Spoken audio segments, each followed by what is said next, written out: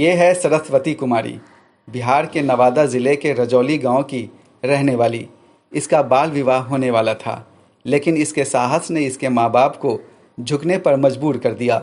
इसकी कहानी हम इसकी ही ज़ुबानी सुनेंगे, लेकिन इससे पहले हम आपको ले चलते हैं मैडम हरजोत कौर के पास। हरजोत कौर सीनियर IAS अफसर और महिला और बाल विकास निगम की मैनेजिंग डायरेक्टर हैं। 7 जून को महिला पुलिसकर्मियों को यौन शोषण से बचाने के उपायों पर पटना में एक कार्यशाला का आयोजन किया गया था। बिहार लोक संवाद से बातचीत करते हुए हरजोत कौर ने कहा था कि महिलाओं को उनके अधिकारों के बारे में जागरूक करना ज़रूरी है। शोषण तो बहुत सी जगहों पे होता है, पूरे विश्व में होता है। इसी कारण से ये सेक्सुअल हैरेसमेंट एक्ट को इनैक्ट भी किया गया, लागू किया गया। और इसके साथ साथ हम लोग डोमेस्टिक वायलेंस एक्ट के ऊपर भी बात कर रहे थे। और क्योंकि पीछे अखबारों में हम लोगों ने काफ़ी पढ़ा था, इस तरह के कुछ किस्से भी आए थे, अखबारों में रिपोर्ट हुए थे, तो हमें लगा कि ये जो जितने भी हम लोगों के नए रिक्रूट्स आते हैं, चाहे पुलिस में हो, चाहे सिविल सर्विसेज में हो या किसी भी सेवा में हो, उनको जागरूक करना, उनको अधिकारों के बारे में बताना और किन चीज़ों को वो कहाँ मदद ले सकती हैं और किसका कैसे प्रतिकार करना है, ये बताना भी बहुत ज़रूरी है। लेकिन 28 सितंबर को पटना में आयोजित सशक्त बेटी समृद्ध बिहार कार्यशाला में मैडम का धैर्य जवाब दे गया। कुछ स्कूली लड़कियों की मांग को लेकर उन्होंने कह दिया कि पाकिस्तान चली जाओ। उनसे ये भी कहा कि कल होकर तुम परिवार नियोजन के लिए निरोध मांगोगी। मेरा नाम रिया कुमारी है और मैं कमला नेहरू नगर पटना से आई हूँ। मैम, जैसे हर कुछ के लिए तो सरकार देती ही है, जैसे कि पोशाक का, छात्रवृत्ति, तो क्या मतलब 20 और 30 रुपये का ये विस्पर नहीं दे सकते हैं?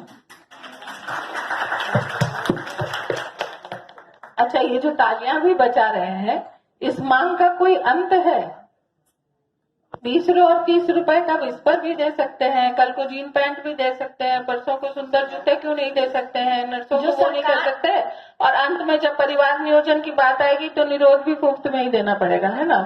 सब कुछ मुफ्त में लेने की मैम, जो सरकार की हित में जो सरकार को देना चाहिए वो सरकार से लेने के लिए तुमको जरूरत क्या है? अपने आप अपने को इतना संपन्न करो। तो सरकार की बहुत सी योजनाएं हैं, लेकिन ये जो सोच है ना कि सरकार हमें 20 रुपए 30 रुपए नहीं दे सकती है, ये सोच गलत है। सरकार बहुत कुछ दे रही है और बहुत जगह पहुंच भी रहा है। के लिए भी आती है कितना अच्छा से, क्या वोट लेने के लिए आती है तो उससे नहीं। अच्छा, मत दो तुम वोट, सरकार तुम्हारी है, बेवकूफी की इंतहा है।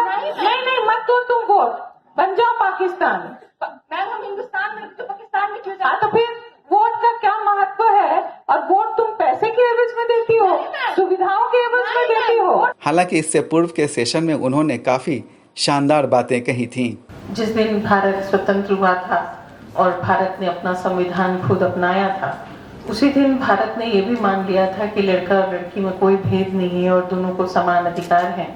और दोनों को वो सारे अधिकार दिए गए थे जो बहुत से उन्नतशील सो कॉल्ड प्रोग्रेसिव नेशंस ने अपनी महिलाओं को बहुत संघर्ष के बाद दिए, specially the right to vote, यानी कि चुनावों में हिस्सा लेने का भी अधिकार, जो कि इस बावजूद भी अगर हम लोग संविधान के अगर देखा जाए तो 2015-16 से जो बिहार की सरकार है, माननीय मुख्यमंत्री जी हैं, उन्होंने इस बात के ऊपर काफ़ी तवज्जो दी है कि लड़कियों को पढ़ाया जाए, लड़कियों को आगे बढ़ाया जाए। और वो ये मानते भी हैं कि जब तक बेटियां आगे नहीं बढ़ेंगी तब तक बिहार समृद्ध नहीं हो पाएगा। आधी आबादी को आगे बढ़ाना बहुत ही ज़रूरी है। लेकिन मैडम का ये पॉजिटिव पहलू दब गया और फिसली हुई जबान ने हंगामा मचा दिया। भावना में किस लिए ऐसा बोल गई है तो वही विशेष रूप से बता सकती है, लेकिन जो भी हुआ है वो अच्छा नहीं है।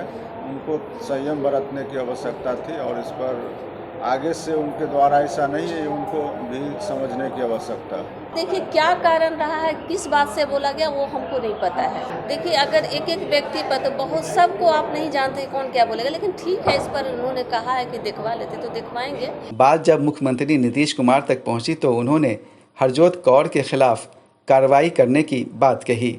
अभी यहाँ आ रहे थे, उसी समय मिला और दिल्ली के कुछ अखबारों में छपा था, कहीं पर कोई चीज हुआ था, वो रिलीज हुआ था। तो हमने तत्काल एक एक चीज को देख रहे हैं, अगर जरा भी होगा एक्शन लिया जाएगा, चिंता मत करिए।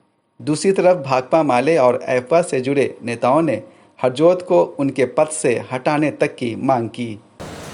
जिस बच्ची के साथ हरजोत कौर ने बदतमीजी की, निर्लज्जता के साथ, शर्म हया का पर्दा भी उस औरत को नहीं है। कम से कम शर्म हया का पर्दा भी रहता तो कम से इतनी दूर तक नहीं जाती वो कि कल हो के तुम कंडोम की मांग करोगे। ये भाजपा की सरकार नहीं है। और हरजोत कौर तुम समझ लो, तुमको अगर ये देश रास नहीं आता है तो तू चले जाओ पाकिस्तान, तो तू जाएगी नहीं, अमेरिका चले जाओ, स्वागत है तुम्हारा। इस देश में तुम्हारा कोई जरूरत नहीं है। इस तरह से अश्लील बयान, इस तरह से आरएसएस की मानसिकता का बयान, उसे रास नहीं आ रही है हमारी सरकार, उसे रास आना होगा। अगर नहीं आएगा, ये लोग सबक नहीं सीखेंगे तो इन लोग को बिल्कुल बैठा दिया जाएगा। इस बीच हरजोत कौर ने एक माफ़ीनामा जारी किया और कहा कि वे लड़कियों को आत्मनिर्भर बनाने की बात कह रही थीं। उनके कहे शब्दों से अगर किसी की भावना को ठेस पहुंची है तो वे माफ़ी मांगती हैं। शब्दों की अदायगी का अंदाज इंसान का तेवर बदल देता है। इसी तेवर ने सरस्वती कुमारी को 15 साल की उम्र में होने वाली शादी से बचा लिया। 28 सितंबर को ही पटना में बाल विवाह मुक्त भारत विषय पर आयोजित एक सम्मेलन में सरस्वती ने अपनी पूरी आपबीती सुनाई। मेरा बाल विवाह होने वाला था, तब उस टाइम हम 15 वर्ष के थे और 9 में पढ़ रहे थे, तो हमको नहीं पता था कि मेरा शादी होने वाला है। जब अचानक से मेहमान घर में देखने आ गया तो पता चला कि मेरा रिश्ता लग रहा है। फिर भी हम बोले कि हम शादी नहीं करेंगे, पर मेरा मम्मी पापा भैया ये सब डांट रहे थे कि होगा शादी, जो बड़े लोग कहेगा वही होगा। पर हम सोचे अगर आप लोग शादी करवा देंगे तो हम आप लोग को जेल भेज देंगे। तो बोला कि जो होगा देखा जाएगा। फिर हमारे गांव में आते थे एक तो भैया, बताते थे कि बाल विवाह नहीं करना चाहिए, बाल विवाह करने से बहुत सारी परेशानियां झेलनी पड़ती है। तो हम फिर भैया के बताएं, भैया मेरा शादी होने वाला है, तो बोला कि तुम एसडीएम साहब को एप्लीकेशन दो। फिर हमने भैया के मदद से एसडीएम सर को एप्लीकेशन लिखे। एसडीएम सर मम्मी पापा को बुला के समझाए। फिर मम्मी पापा घर आके बहुत हमको डांटे कि तुम ऐसा क्यों की। तो हम बोले अगर दोबारा आप लोग करेंगे तो हम आप लोग को जेल भेज देंगे। तो फिर 2 अक्टूबर 2017 को पटना में हमको बुलाया गया अवार्ड लेने के लिए। तो मेरे बड़ा भैया बोले कि नहीं जाएगी, अगर जाएगी तो तुम्हारा पैर हाथ तोड़ देंगे। फिर भी हम ज़बरदस्ती किए क्योंकि मेरा एक भाई सपोर्ट कर रहे थे। मेरा 7 भाई और 2 बहन है और हम लोग निम्न परिवार से बिलोंग करते हैं, बहुत गरीब है हम लोग। तो एक भैया सपोर्ट करते कि जाएगा, एक बोल रहा था कि नहीं जाएगा।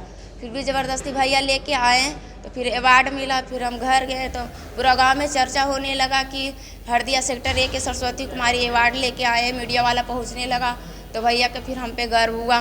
तो फिर भैया बोले कि अब हम तुम्हारा शादी नहीं करेंगे, जब तक तुम नौकरी नहीं करेगी तब तक शादी नहीं करेंगे। और भैया भी मेरा हम बहुत सपोर्ट कर रहे हैं।